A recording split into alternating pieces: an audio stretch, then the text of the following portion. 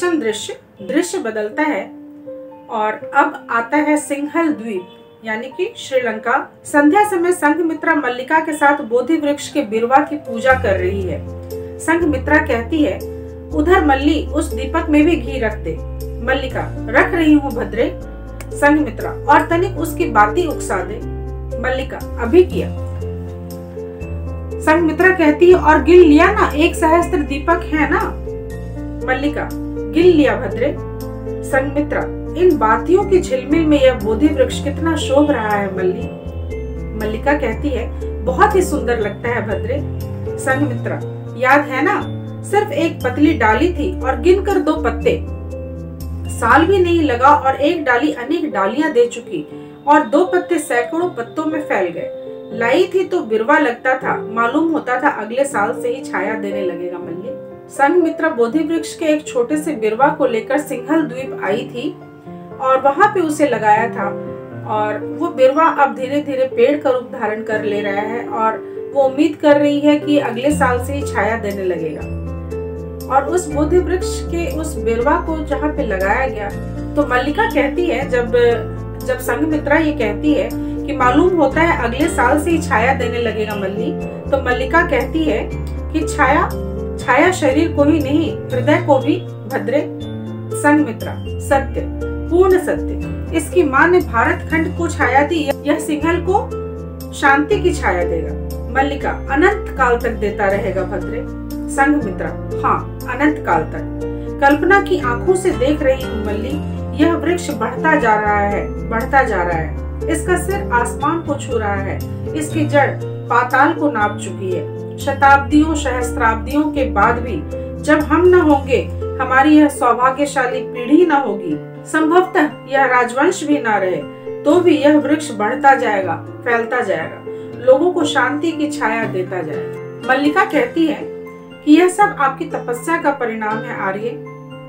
संघमित्रा बोलती है कि इसमें मेरा कोई श्रेय नहीं मल्ली, इसमें पिताजी की सूझ की बलिहारी है।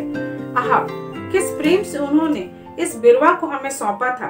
गंगा में नंगे बदन, छाती भर पानी तक वे आए और मंत्रों की ध्वनि में सजल आंखों से इसे मेरे हाथों में सौंपते हुए बोले थे, बेटी, तथागत के इस बिरवा को आवश्यकता होने पर अपने रक्त से सींचने में भी नहीं चूकना। पिताजी, ध्यान मग्न होती है। मल्लिका कहती है, और आपने उसे अक्षर अक्षर निभाया भद्रे। सम्राट प्रियदर्शी तो अमर हो ही चुके हैं, किंतु आर्या को भी इस बिरवा ने अमर कर दिया। अकस्मात नीलमणि का प्रवेश होता है। नीलमणि कहता है कि सच, तुम बिल्कुल सच कह रही हो मल्ली। संघमित्रा चौंक कर, कौन? नीलू? अरे नीलमणि, क्या पहचान नहीं सकी थी?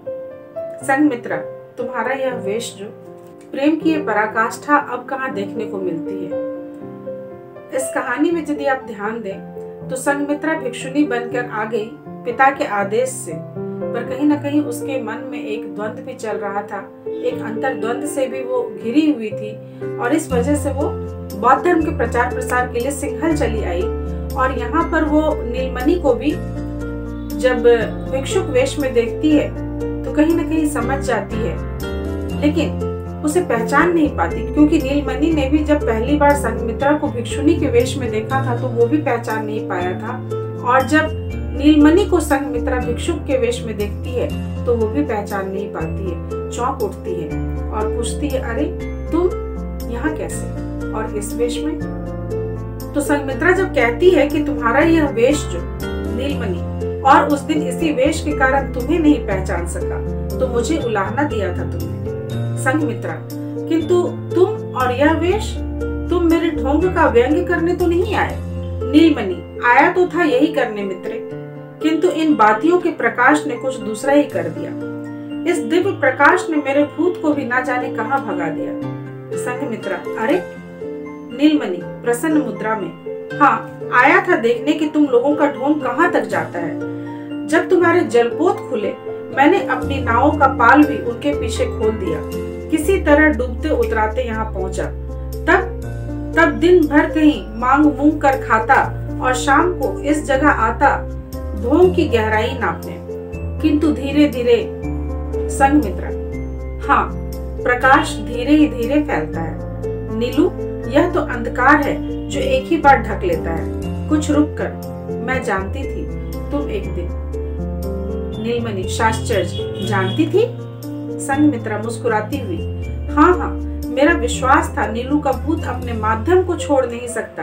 बोलो, इस भूत का माध्यम मैं थी या नहीं? नीलमणि, ओह ओह। अचानक पदचाप सुनाई पड़ता है। महेंद्र आते हैं। महेंद्र कहते हैं, कौन? तुम? नीलमणि, यहाँ इस वेश में? एक साथ कई प्रश्नों की झड़ी लगा देते हैं महेंद्र और पूछते हैं कि कौन? तुम? नीलमणि, यहाँ और इस वेश में? तो बजाय नीलमणि के संघमित्रा जवाब देती है। क्या जवाब देती है? चलिए पढ़ते हैं। संघमित्रा कहती है, यह हम लोगों का ढोंग नापने आए थे भैया। महेंद्र, संघमित्रे, तुम बार बार भूल कर जाती हो। अब हम भाई बहन नहीं रहे, अब हम संघ के सदस्य हैं। हम लोग रक्त संबंध छोड़ चुके हैं। संघमित्रा आंखों में आंसू भरकर एकटक महेंद्र को देखती रह जाती है। महेंद्र, फिर यह आंसू? नीलमणि, रक्त, आंसू, उफ, घूम फिर कर वही रक्त, आंसू, आंसू, रक्त। महेंद्र, महेंद्र, तुम सब धन्य हो। महेंद्र, धन्य हम नहीं, धन्य वह मार्ग है जिस पर चलकर हम सब यहाँ पहुँचे हैं, किंतु तुम यहाँ कैसे? नीलमणि कहता है, कैसे? कैसे बताऊं कि कैसे? संघमित्रा अपने को संभाल कर, कहा था ना हम लोगों का ढोंग देखने। महेंद्र, देख लिया ढोंग और रंग गए नए ढोंग में, मुस्कुराता है। नीलमणि, तुम सब विचित्र प्राणी हो महेंद्र। महेंद्र, क्या इसी से हमें छोड़कर भागे थे? नीलमणि, क्या तुम लोग क्षमा नहीं कर सकते? तो संघमित्रा कहती है कि एक दिन और भी तुमने क्षमा मांगी थी नीलू, और कहा था यह पहला और अंतिम। इतना कहकर संघमित्रा रुक जाती है। वह सोचती है क्या कहेगी। तो दर्शकों, आपको याद होगा, जो लगातार मेरे वो दर्शक जो कंटिन्यूअसली इस कहानी को सुन रहे होंगे, उन्हें याद होगा कि नीलमणि एक बार और क्षमा तब मांगता है संघमित्रा से जब वह उसे गलती से उसके नाम से पुकार लेता है बजाय राजकुमारी कहने के, और इसे वो बहुत बड़ी अपनी गलती मानता है। क्यों वो उसे उसके नाम से पुकारता है? उसके पीछे कारण ये था कि ना सिर्फ संघमित्रा के मन में बल्कि नीलमणि के मन में भी संघमित्रा के प्रति अनुराग उत्पन्न हो चुका था, और जाने अनजाने ही बात करने के क्रम में वो राजकुमारी नहीं कह के संघमित्रे कह देता है, और फिर अनायास उसे बोध हो जाता है कि नहीं, यह सही नहीं है, और तब वो माफी मांगता है। उसी घटना की याद दिलाते हुए संघमित्रा कहती है कि याद है एक बार तुमने और माफी मांगी थी। तो संघमित्रा कहती है कि एक दिन और भी तुमने माफी मांगी थी नीलू, और कहा था यह पहला और अंतिम। इतना कहकर संघमित्रा रुक जाती है। वह सोचती है क्या कह गई। महेंद्र कहता है, कब नीलू? तो नीलमणि कहता है, रहने दो, इतिहास के एक पन्ने को बंद ही रहने दो। आह, कटाक्ष। तो नीलमणि के यह कहने के साथ ही कि रहने दो, इतिहास के एक पन्ने को बंद ही रहने दो, और इसके पश्चात पटाक्षेप हो जाता है, यानी पर्दा गिरता है। तो सवाल तो कई खड़े होते हैं। ये लेखक की, ये श्री रामवृक्ष बेनीपुरी जी की लिखी हुई एकांकी है, और श्री रामवृक्ष बेनीपुरी इसके शुरुआत में जब नाटक शुरू होता है उस समय वो कहते हैं कि ये लेखक की कल्पना है कि वो ऐसा सोचते हैं कि क्या संघमित्रा सिर्फ पिता के आदेश से ही भिक्षुणी बन गई थी और बौद्ध धर्म के प्रचार प्रसार के लिए सिंघल गई थी, या कि उसके मन में कोई अंतर्द्वंद चल रहा था। वाकई कोई अंतर्द्वंद चल भी रहा था या नहीं, ये लेखक की कल्पना है। उन्होंने इसे संघमित्रा के मन के अंतर्द्वंद से जोड़कर एक नाटक की रचना की है। लेखक की इस कल्पना के साथ ही मेरा ख्याल है श्रोतागण भी, दर्शकगण भी, और स्वयं मैं पाठक, मेरे मन में भी एक सवाल पैदा हुआ कि क्या ये अंतर्द्वंद सिर्फ संघमित्रा के मन में था?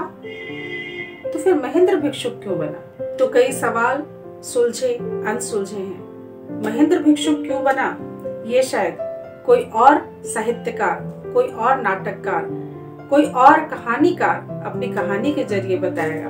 और मैं विदा लेती हूँ आप लोगों से।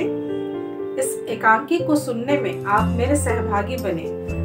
मैं आप लोगों का बहुत बहुत शुक्रिया अदा करती हूँ, क्योंकि ऐसा शायद ही हो पाता है, क्योंकि आज भी मुझे लगता है कि हिंदी साहित्य में रुचि रखने वाले लोग शायद काफी कम हो गए हैं। लेकिन मैं देख रही हूँ कि मेरी इस वीडियो को लोग पसंद कर रहे हैं, देख रहे हैं। मैं उन सभी लोगों का हृदय से धन्यवाद ज्ञापित करती हूँ और उम्मीद करती हूँ कि आप लोगों को मेरी कहानी, मेरी कविताएं और हिंदी की अन्य विधाओं को लेकर जो मैं प्रस्तुत होती हूँ वो पसंद आता है। यदि वाकई पसंद आता है तो कृपया सब्सक्राइब कीजिए और मेरा उत्साहवर्धन कीजिए। बहुत बहुत धन्यवाद आप सब लोगों का।